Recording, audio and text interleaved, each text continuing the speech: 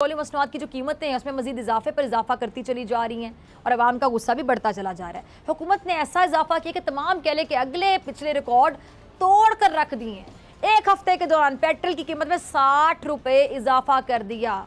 कल शहबाज शरीफ and company ने अवाम के दिलों पर बाकायदा छुरियाँ चलाईं। छुरियाँ चलाते हुए पेट्रोल 30 रुपये बढ़ा दिया, जिसके बाद अब पेट्रोल की जो फी लीटर कीमत है 209.86 रुपये तक जा पहुंची है, तकरीबन 210। अब इसकी वजह से मौजूदा महंगाई में पहले से भी ज़्यादा इजाफा हो जाएगा, यकीनी सी बात है। बिजली की कीमतें भी मज़ीद बढ़ेंगी, यानी आवाम को ना मज़ीद बिजली के झटके लगाए जाएंगे। अब इस बात का भी इम्कान है कि आने वाले दिनों में भी पेट्रोलियम मसनूआत की कीमतों में इससे भी ज़्यादा मज़ीद इजाफा हो जाएगा, यानी 60 पे भी इन लोगों को सुकून नहीं आ रहा, अब और बढ़ेंगी कीमतें। अब इन हालात की वजह से ज़रूरी है कि हम पेट्रोलियम इंडस्ट्री से जुड़े जो अहम पहलू हैं उनको समझें।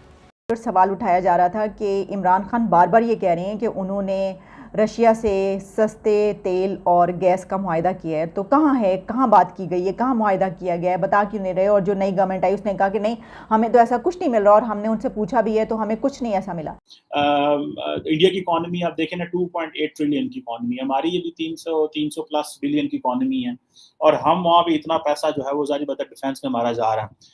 अब पाकिस्तान में अगर आप देखेंगे, पाकिस्तान का जो फॉरेन एक्सचेंज रिजर्व है वो तकरीबन 27 अरब, मैक्सिमम आज तक जो पाकिस्तान के पास जो फॉरेन एक्सचेंज रिजर्व पड़ा रहा है वो 27 अरब डॉलर है, जबकि इंडिया के पास जो ये एक्सचेंज रिजर्व 600 बिलियन डॉलर से ज्यादा पड़ा हुआ। तो आप इमेजिन कर सकते हैं that how much money India has, and if they are spending that much money on the defence, that is justified. हमारा ये है कि हम क्योंकि सिक्योरिटी स्टेट शुरू में रहे, हमारे चैलेंजेस बड़े थे, वॉर्स हो गई 48, 65, 71, डेमोक्रेसी नहीं रही, मिलिट्री डिक्टेटर आ गए, जनरल्स आ गए, वो जो मुल्क था वो सिक्योरिटी स्टेट बना रहा, और उस तरह हम इकोनॉमी की तरह अपने उसको नहीं कर सके। फिर हम कोल्ड वॉर में घुस गए, फिर वॉर एंड टेरर में घुस गए, तो जो हमारी इकोनॉमी ने चक्कर खाना था वो चक्कर नहीं खा सके, और हम उन्हीं चीजों में मसरूफ रहे। India on the other hand had absolute clear path to fly, और वो जबरदस्त तरीके से इंडिया फ्लाई करता रहा, और हम जो है वो बहुत पीछे रह गए। जैसे मैं आपको एक और चीज बताऊं, ये जो मैं ऑयल लेने लगा था, रशिया से मैं तेल लेने वाला था, मेरी सरकार गिरा दी। अभी इतना बड़ा झूठ है, तुम कैसे ले सकते हो तेल? तुम्हारे पास रशियन ऑयल, रशियन क्रूड, देखिए अरब स्वीट होता है, वो अरब स्वीट एक अलग ऑयल है, नॉर्थ सी यूरोप से निकलता है वो अलग तेल है, जो वेस्ट टेक्सास से निकलता है वो अलग तेल है, जो अफ्रीका से निकलता है वो अलग तेल है, ये सब अलग अलग, वेनेजुएला से निकलता है, that is of different composition. Pakistan में रशियन, रूसी तेल को रिफाइन करने की रिफाइनरी है नहीं, है रिफाइनरी 4-5 पाकिस्तान में, लेकिन वो रशियन तेल को रिफाइन करने की सलाहियत नहीं है उनमें, वो रशियन ऑयल को रिफाइन नहीं कर सकते। मैं ये बार बार झूठ बोले जाए, मैं रशिया से तेल ले लूंगा, मैं रशिया से तेल ले लूं, पर कैसे ले लोगे भाई,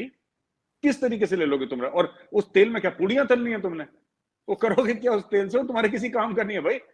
4-5 साल लगेंगे रिफाइनरी बनाने में, फिर तुम रिफाइनरी बनाओगे, फिर उसमें तेल डालोगे, फिर वो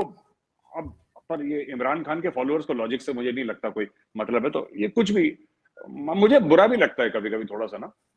लेकिन एक चीज और है बहुत है जी, जी नहीं जी बिल्कुल, एक वीडियो में आप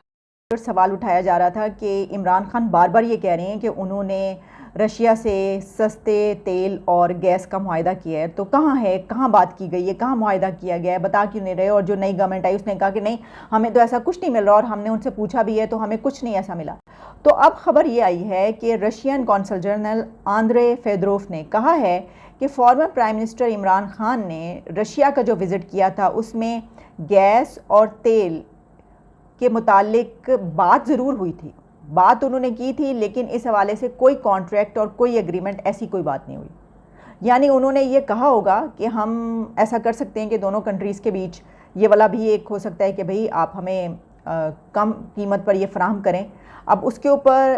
प्रेसिडेंट पुतिन ने क्या जवाब दिया, या कोई जवाब दिया ही नहीं, या सुनी अनसुनी कर दी, या उसके ऊपर कोई तवज्जो नहीं दी गई, क्योंकि उसके बाद भी रशिया ने इसके ऊपर कुछ नहीं कहा। अभी तक इमरान खान की हुकूमत उसके बाद भी कायम रही, लेकिन रशिया की तरफ से कोई ऐसा नहीं देखने में आया कि उन्होंने कहा हो कि आपने ये बात की थी तो चलें इसको शुरू करते हैं, या इमरान खान की गवर्नमेंट जब वो वापस आ गए तो उसके बाद भी उन्होंने कोई इस तरह का नहीं आया, तो क्या वहाँ से इनकार हो गया था। लेकिन ये जो रशियन कौंसल जनरल है, इनकी तरफ से कहा गया है कि बात उन्होंने की थी लेकिन कोई एग्रीमेंट, कोई कॉन्ट्रैक्ट नहीं हुआ था।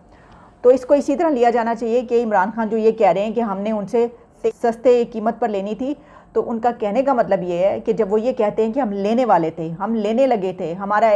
उनसे मुआहिदा हो गया था, तो उसका मतलब ये कि उन्होंने कहा था कि मेरे जहन में ये बात थी और मैंने ये वाली बात उनसे कर भी, कभी कुछ नहीं हुआ। तो इसके मुतालिक जो मिफ्ता इस्माइल हैं, फाइनेंस मिनिस्टर हैं इस वक्त, उन्होंने ये कहा है कि अब हम इसके ऊपर एग्रीमेंट भी करेंगे और हम अपनी कंडीशंस पर उनको कहेंगे कि हमें इसमें कितनी रियायत वो दे सकते हैं, और इसमें वीट भी हम कम कीमत पे लेंगे, हम गैस भी कम कीमत पे लेंगे और हम तेल भी कम कीमत पे लेंगे। तो मिफ्ता इस्माइल साहब, आप इस बात के लिए तैयार हो जाइए कि खान साहब ने फौरी तौर पर ये क्रेडिट खुद लेना है और उन्होंने कहना है कि देखें स्टार्ट तो मैंने किया था, लेकिन स्टार्ट तो उन्होंने किया, तो ये क्रेडिट तो आपका गया, ये उन्होंने ले लेना, बेशक आप जितने मर्जी एग्रीमेंट्स करते रहें।